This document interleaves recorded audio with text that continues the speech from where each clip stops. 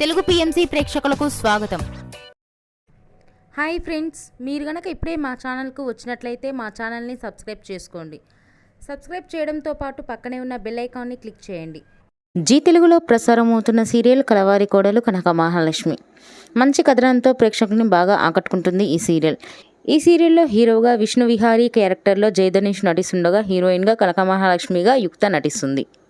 తాజాగా యుక్త తన లేటెస్ట్ వీడియోని అభిమానులతో పంచుకుంది. ఆ వీడియోని మనం కూడా చూసేద్దాం.